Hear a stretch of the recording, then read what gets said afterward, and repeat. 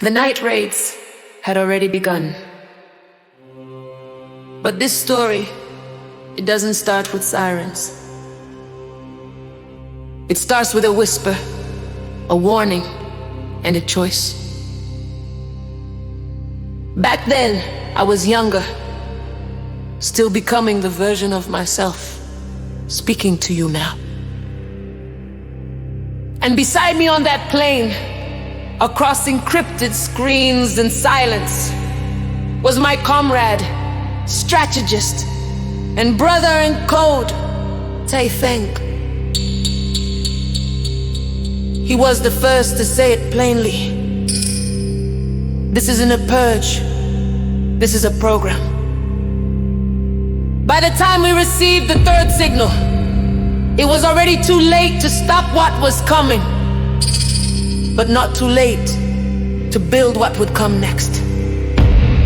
You may think the world ended with gunfire or bombs, but in 2076, the world ended with the spreadsheet.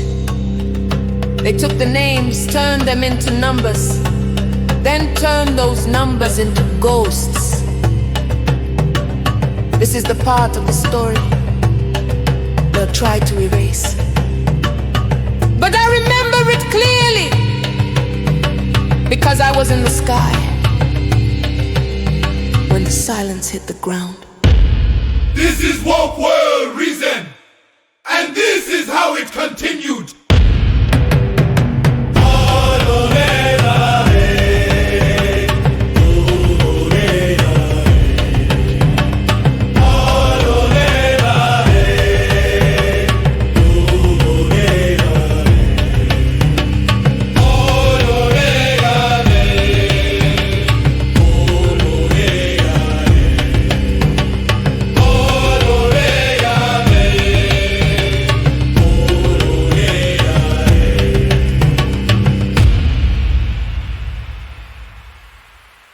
The silence after escape is never real. The body's moving, but the soul's still back there. In the room, in the gunshot, in the loss. That van was full.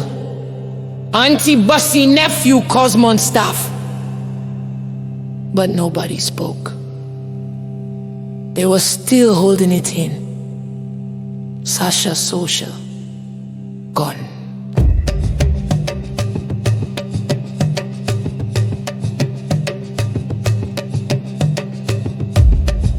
Until someone moved in the back seat. That's when they realized they weren't alone. Two hooded figures already in the van. The no-gooders. Young shot fast. Nephew had picked them up before the breach. Just didn't have time to explain. They had already backed up Sasha's last stream. Already rerouted it through off-grid towers. Already bouncing it between Chiapas, Guyana, and Minneapolis. You see, resistance doesn't wait. And the ones they overlooked were already activated.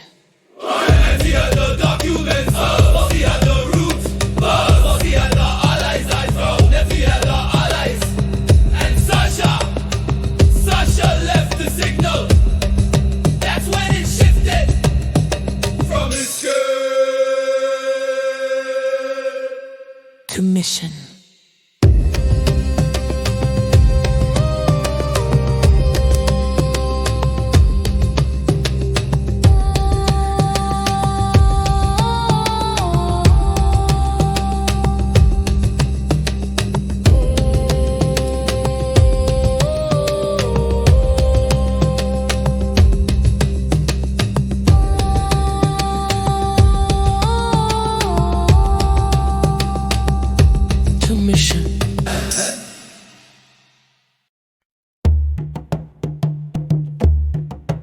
Nephew was driving.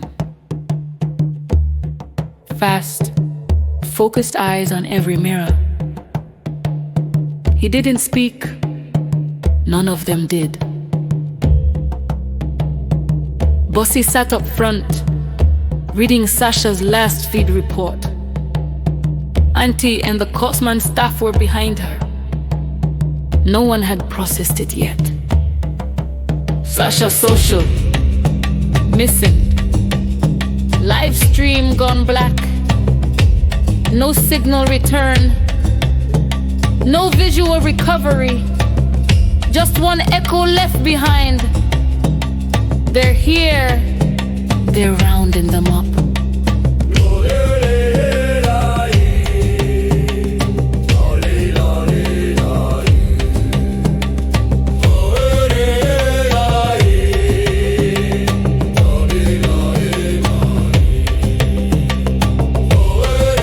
The city was glitching. Gas station lines backed into intersections. People screaming through cracked windows, facial scanners blinking at car windows like strobes. Blockades were going up by the minute. Digital checkpoints on analog roads, and still no word from Sasha. That's when Bossy spoke. We lost her. Auntie didn't respond. She didn't have to. Then something shifted in the backseat. A call for a zipper and boot scrape. Don't panic. I picked up some heat before the breach. Told them to wait in the van. Two hooded figures leaned forward, calm, unbothered, watching. No Guiada stream before they dropped it. Redacted nothing. Split the archive, distributed it already.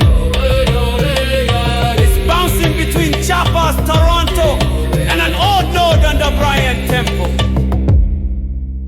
We don't wait on news, we make it. That was the first time Bossy really looked at them. You two got names? Call me Kiri, that's logic. Young, too young to be this dangerous. But in this war, youth wasn't weakness. It was firmware. Nephew nodded once. They're clean, Sasha vouched. As the van turned onto East High Tower, a state drone banked overhead. Scanned log kept moving. Cosman HQ was still 20 miles out, and the road ahead was already shifting. Debris stacked near stoplights. Police rerouting traffic by head count. Black SUVs without plates. Then the red light. 4 figures hooded fast, bottles in hand, running up hard. Eyes up, water boys. Not here, not now. One reached for the back door. Rolled down the driver's side window. Just 2 inches. This ain't the van you want. Move now. This is how missions get hijacked or rewritten. Zoe was in holding room 12. No windows, no clock. Just a light that never blinked. There were 6 other kids. No one spoke. Not because they didn't want to, but because they didn't know who might be listening. She sat on a cot with her knees pulled to her chest, holding a book she hadn't even opened. Sasha Social had given it to her. Her fingers moved slowly across the screen. They'd let her keep old messages, then nothing. And then a glitch of freeze a headline. Lip feed cut reporter feared dead after broadcast interference. That was it. No name, no footage, just the echo. Sasha was gone.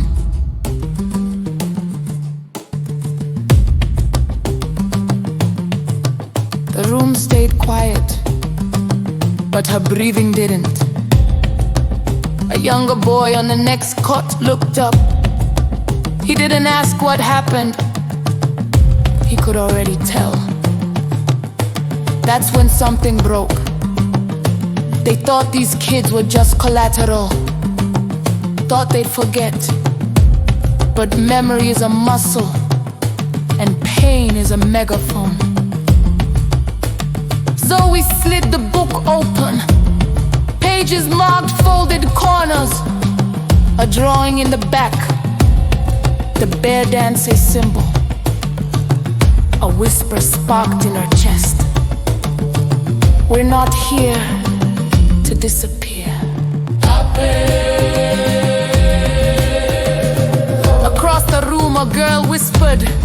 She was the only one telling the truth. Another replied, then maybe we should keep talking.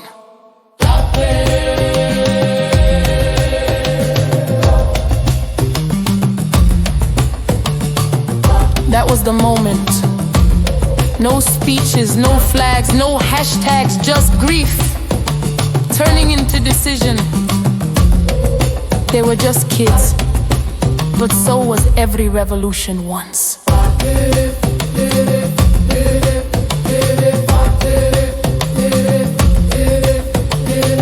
This is how resistance begins, with silence that refuses to stay silent. They drove on in silence. The van disappeared down Hightower and into the morning fog. But this story wasn't just moving forward. It was spreading. And somewhere else, it had already taken root. While the grown folks ran missions, the children were being sorted. That's where we find Zoe. Holding room 12. No windows, no clocks.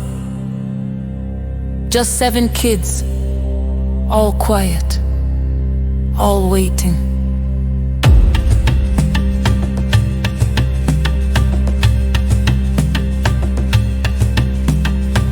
Zoe sat on a cot with her knees pulled in tight.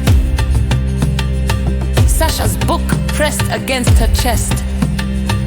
She hadn't opened it, not yet. Her screen still worked. For now, she scrolled slowly, looking for something, anything. Then she saw it. Live feet cut reporter feared dead after broadcast interference. That was it. No footage, no names, just the silence. Sasha was gone. Zoe didn't scream, but something inside her did. The boy on the next cot looked up. He didn't ask what happened. He could already tell. That was the moment it shifted. Not all at once, just enough to matter. She opened the book, pages folded, corners marked, a drawing in the back, the bear dance, a signal, a memory. Another girl whispered. She was the only one telling the truth. And someone else said, then maybe we should keep telling it. That's when it began. No hashtags, no protests. Just grief turning into clarity. The kind they can't take back.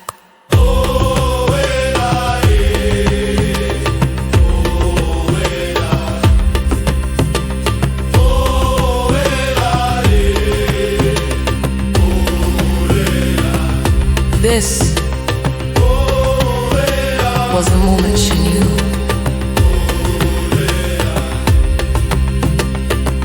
And this is how it continued.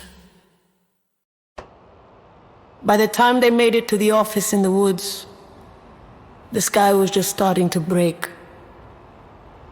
But nobody was talking about sunlight. They were talking about Sasha.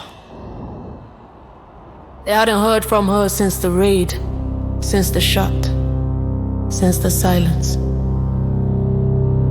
And silence was never just silence. The office wasn't a bunker. It was a living system. Legal files, food supply, encrypted routers, weather sensors, and something even more valuable, intention. But none of that mattered if Sasha was gone. That became the mission the second they stepped inside. Nephew and Logic booted up comms. Kerry was already on Sasha's last ping. Bussy checked for aerial drones. Auntie laid out the files that still needed to be submitted. Everyone was doing something, but everyone was thinking the same thing.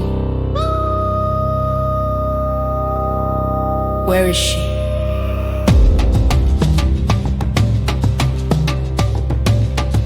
She never turned off her cell, and if she did, the backup would have kicked in. Unless it was blocked or buried. They scrubbed the stream logs. Sasha's signal had last bounced off a tower 3 miles from the ribbon cutting then. Nothing. But the silence wasn't random.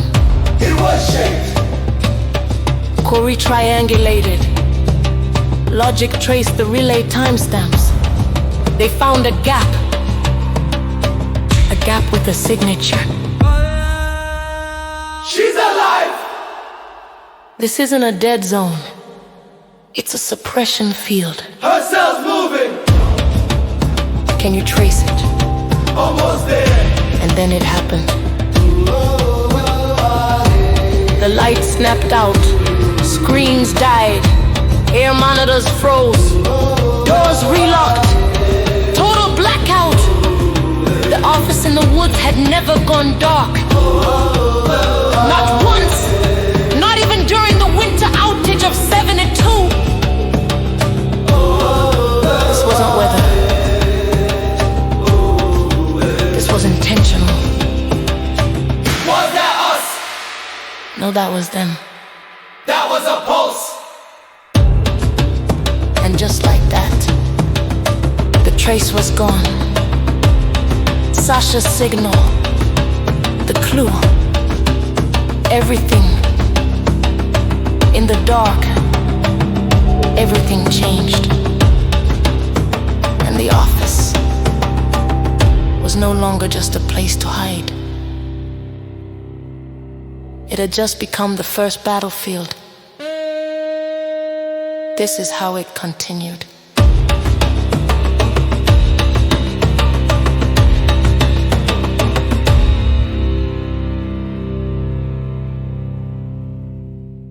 By the time my feet hit land, Red Dogs had already swept 96 districts across the United Sovereign States of America. Over 100,000 names pulled from the debt registry, 47,000 arrests, 8,000 children disappeared into state custody, and 12 resistance hubs compromised. And that was before sunrise. I wasn't returning for comfort. I came back to lead. The Copper Stone leadership meeting was already on the calendar. I didn't need an invitation. I had inheritance. I had receipts. And I had work to finish. Tai Feng was with me, tracking spikes in frequency, monitoring blackouts. He saw it first. grid didn't fail, it folded. The moment we crossed into sovereign airspace, navigation rerouted, towers dropped, and protocol vanished. Emergency landing. Off schedule, off radar, just like they wanted it. But they forgot something.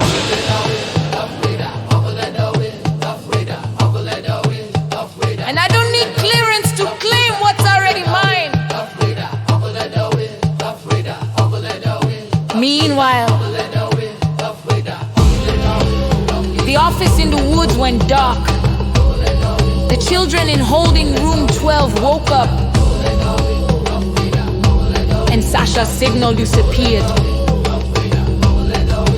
Not because it was gone, but because it was hidden, where only the right ears could hear it. In just one night, families were broken, codes were breached, a new resistance sparked, and a generation stepped forward. You heard the van escape. You witnessed the moment Zoe knew. And now, you're starting to understand. This wasn't just a raid. It was an activation. Join us next week when the children begin to move. The leadership meeting is forced underground, and the first signal breaks through the dark. I'm Lady Iron Grace. This is how it continued.